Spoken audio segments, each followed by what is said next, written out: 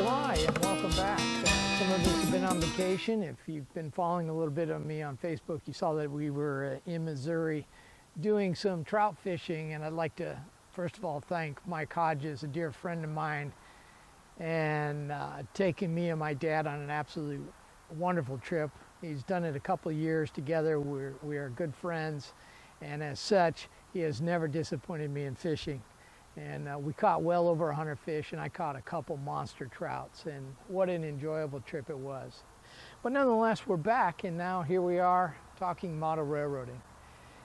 And first of all, we're going to talk about JMRI and panel control, and I'm modeling 1959 again, and so I'm using CTC style panels to do controls for my layout, and we're going to show you. I'm starting on the staging yard first, not the true CTC panel that we're going to build. And again, this is all going to be done on JMRI, but it's where we're beginning right now. In any case, we're going to take a look at that. I'd like to also just say that Sean is around somewhere, but because of my vacations and travels, I haven't seen him, and we'll probably get together here pretty soon. John actually showed up today to announce that he's actually alive and back. I don't know what that really means, because the possibility of him actually showing up and working might be slim, but nonetheless, he did show up here today for a couple hours to harass me. In any case, let's take a look at my CTC panel, my staging yard control panel, and then I'm going to give it a little demonstration on how to build a simple control panel using JMRI.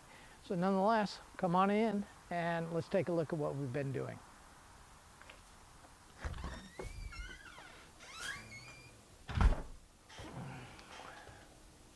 Well, here we are. We're in my, this is my dispatcher's desk and all.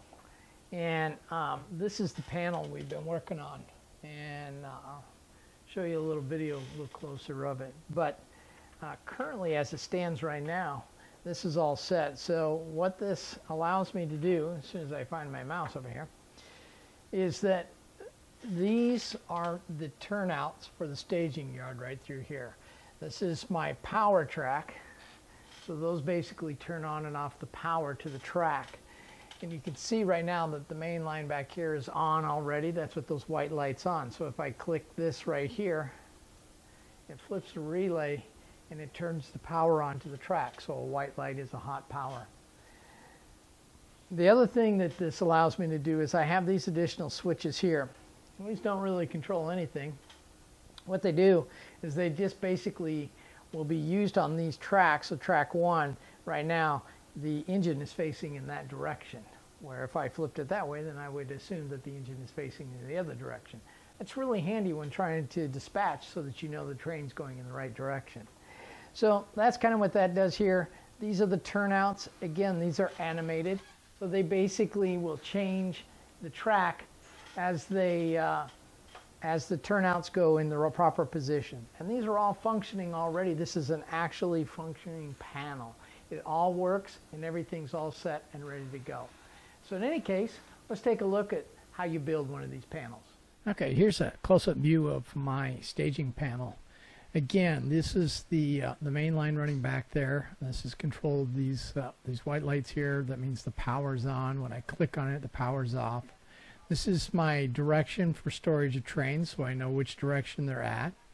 And then this is simply no more than I can see. I have some buttons that I transferred this from my active station, so it's a little confused here, but these are actually my switches that would go here, and I can see that my yellow lights aren't functioning here. But again, that has a lot to do with the fact that this is not on my layout computer. Out in the layout, it's working just fine, but you see the animation through here, and this is just kind of a close-up of what it looks like.